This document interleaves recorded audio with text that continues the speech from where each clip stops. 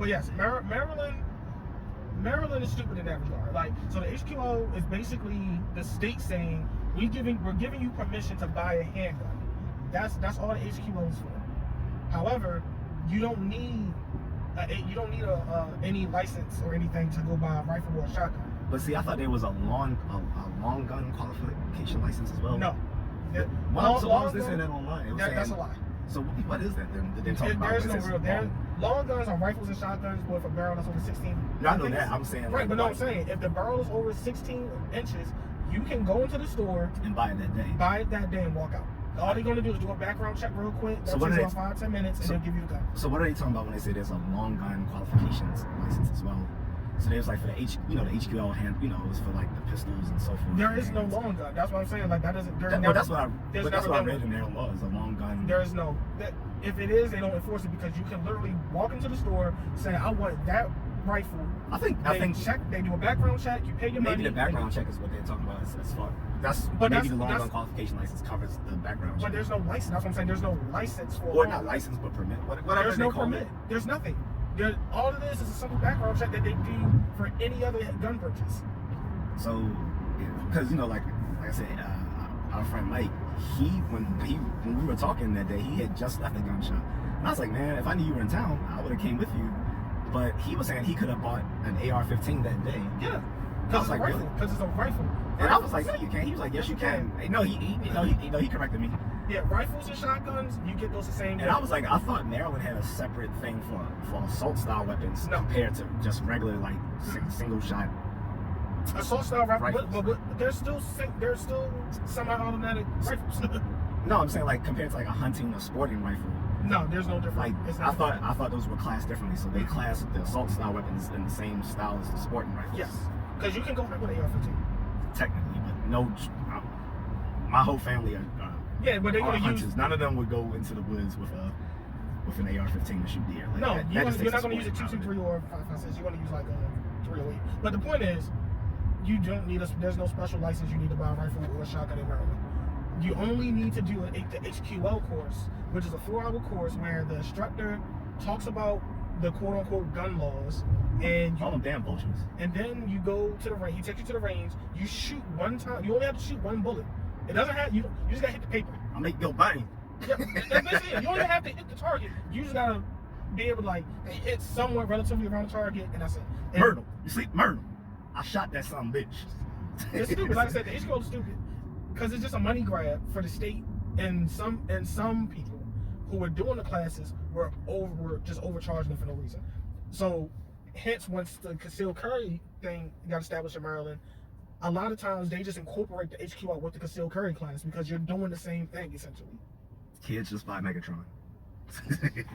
But it's just stupid. Maryland is fucking stupid, and the HQL thing is going to get shot down because it is unconstitutional to tell somebody you need a license to buy a handgun, but you can go buy a rifle or a shotgun and walk out the same day. That doesn't make sense. Now the only thing with the rifle, I get what their intent is, because they're saying people will be more likely to buy a handgun for crimes, but they're not going to the store to buy the handguns. That's the thing. Well, of course, the problem is like the criminals aren't going to the gun shops to buy those; they're buying them off the streets, the burners.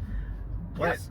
I mean, the problem with gun control laws is that they're not consistent. It should be a federal standard, not state by state standard. That's why the big blue cities have the biggest crime, because they don't let law-abiding citizens own firearms. This was what I was explaining to Mike. I was like, all the guns you see in places like Baltimore and Camden, New Jersey, and Philly, and New York City, and Chicago don't come from there. They buy them down south, like in places like Georgia and stuff like that, and then they sell them to dealers who sell them on the streets in those cities. So, or they get them from the police if you're in Baltimore. Yeah, that too. but that's my point. Like the gun laws in Baltimore and what fucking dumbass Baron West is doing here is, and it's not Adam West, guys. Unfortunately, no, Westmore, his stupid ass. He's a wannabe Obama type, basically governor. I grew up in Baltimore. No, you did. You grew up in Tacoma Park, which is in the suburbs of DC. At least if you want to say Baltimore, you could at least say like Owens Mills or some shit. Like Tacoma Park isn't even near Baltimore. Like it's like literally right outside of DC. Basically. But the dumb thing about people like him is, one, you have armed protection. 24/7. Your kids, your family has armed protection 24/7. Law-abiding citizens in Baltimore City already. First of all, a lot of people in Baltimore City are poor. Let's just put it out there. They don't have that much money. So and it costs so much just to even purchase a handgun because you gotta take the class. Which is another reason why people are buying them off the street, because they're cheaper. It is cheaper. It's literally cheaper to go buy. And let's take the criminal element out. Let's just say you're a person who's you work a regular 9 to 5, but you live in a dangerous neighborhood and you need some protection. It's literally cheaper to go buy a Glock off the street than it is to go to a class that, depending on who you go to, they maybe charge you $50, $60 first, and then you got to get to the class because a lot of the times most of those places outside of the city are very. You need a car to get there. Then you had to give the state police I think it was like $50. It was between $10 and $50 for them to do your background. Then you had to do the application fee, and then you had to wait. I think maybe like 3 months or 60 days. I'm sorry, it was either 60 or 90 days. You had to wait for them to do your background. So it takes what, 3 months and over $100 just to get a little card that says, okay, you can go buy a handgun. Now you have to get to a gun store, which again, none are in the city, so you're gonna need a car. Buy the handgun. Let's say a decent handgun between $300 to $500, and then you have to wait 7 days to go back to the gun store to get your handgun. And that would suck if you buy it because you're a property owner that wants to have home defense. And now you can't carry your handgun at that time, so now you gotta do a concealed carry class. And these people are pros guys. And remember, before they changed the law, only certain people could get a concealed carry. Right, you had to be a business owner, or a retired police officer. It was just so many, or you had to prove that your life was in imminent danger, in which it was arbitrary because one of the applicants was he was a prosecutor for the city, and he was like, hey, I'm getting death threats, I need a gun for protection, and the state police told him no. They told a prosecutor no? They told a prosecutor no. Damn. And that's what I'm saying, and it was and the discretion was left up to the state police to decide on whether they wanted to give somebody a license or not. I mean, they did change it to where if you were a federal... I mean, was there some objective measure, or was it just some subjective? It was subjective. There was no objective measure. It was completely subjective. So you probably had to look a certain way, have a certain... background. Yeah. You had to have the color of persuasion. But then they did change it eventually to where if you were a federal contractor, like you worked for some of the federal agencies in the area, and you had a certain level of security clearance. Tell me about that. They will give you. They changed. That was the most recent change, and before it just got struck down. But it was still stupid because again, criminals don't care about licenses. And when you make it hard for law-abiding citizens, I mean, I was gonna do this drive-by, but I can't get my license yet, so I'm gonna have to wait 7 days, then I'm gonna spray your asses. Exactly. Nobody's gonna do that.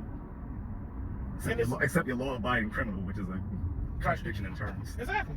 So law-abiding citizens who live in Baltimore City can't have protection from the criminals because Westmore and other people thought, and other Democrats figured, you don't need to protect yourself. Even though we continuously say Baltimore is one of the most violent places in the state, we don't think the law-abiding citizens of the city need protection from the ne'er-do-wells because we, politicians of the state of Maryland and Baltimore City, have armed police officers to protect us. And had the nerve to get mad at Trump because he said it's a shithole city, which it is.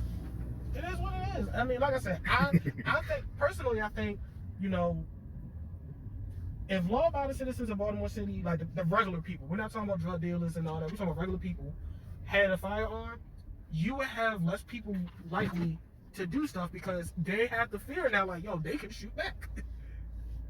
And it's human nature. Yeah, it's basically the weaponized version of being able to fight. Like you're not gonna throw hands with someone who was going to a Muay Thai gym 5 days a week. Like think about that. Exactly.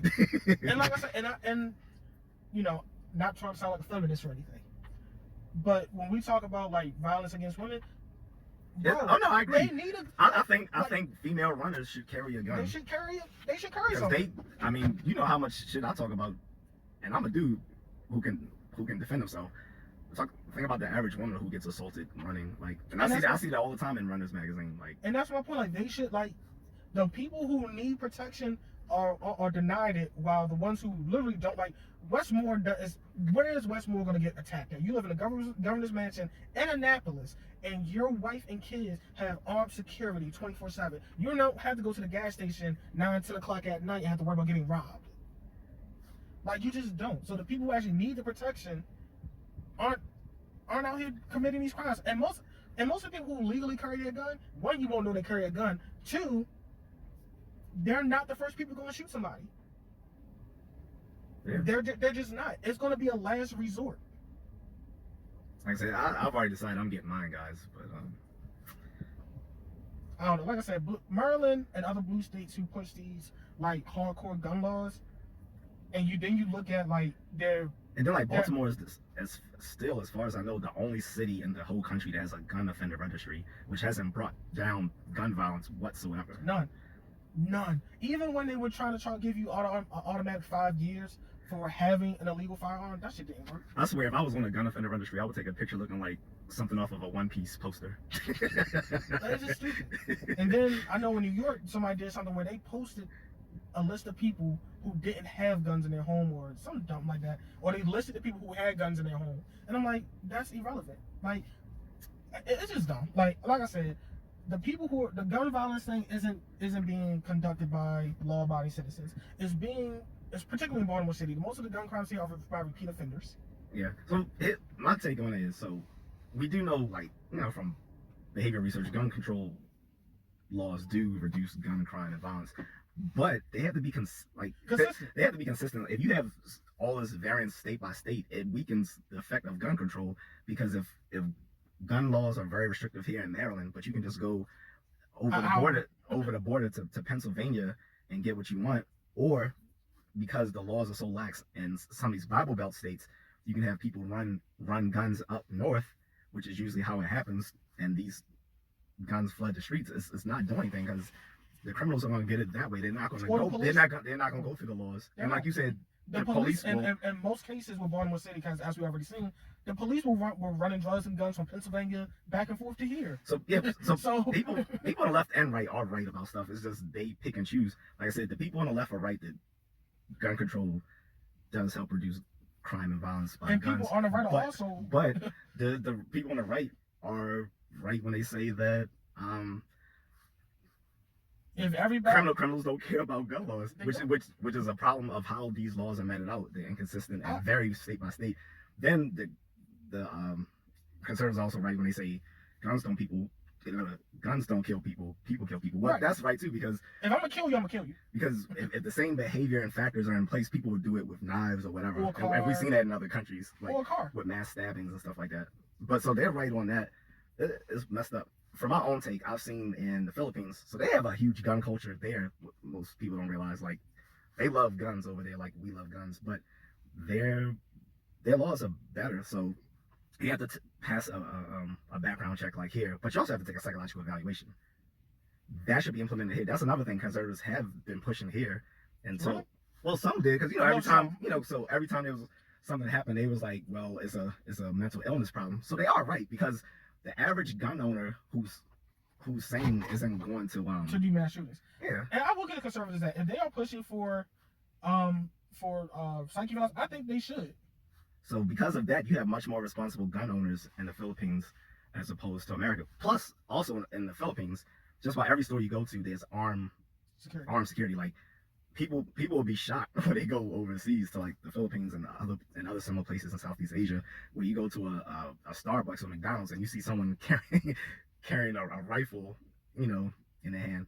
From what I heard, they're not actually loaded, but I'm not sure about that. Either way, it poses a threat that someone's not going to just come in there and wild out.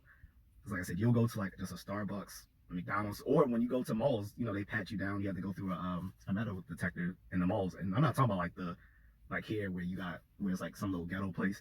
I mean like all the nice places you go to. Right. It's like that. Like you get a pat down, stuff like that. Hey, some of the women are cute, so I flirt with them. I like, make sure you check everything. You can check everything, because I might have something packing. they start laughing and shit, but no, it's like, so they take it seriously, and their laws mesh with that because they don't have this cowboy culture that we do here. So shoot 'em up, bang bang.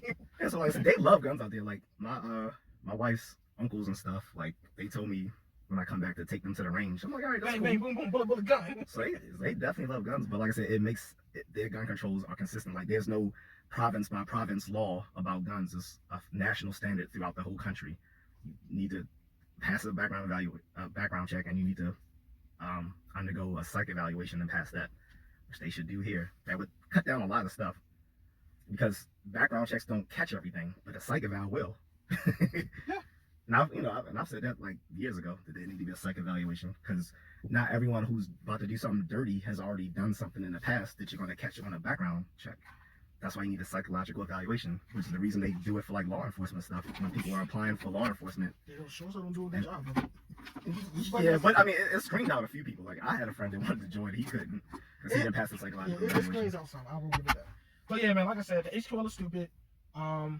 In the state of Maryland, if you want to rifle or shotgun, you get it the same day. And like I said, whatever they said online in Maryland about there being a long gun qualification license, it must not be. It's not true.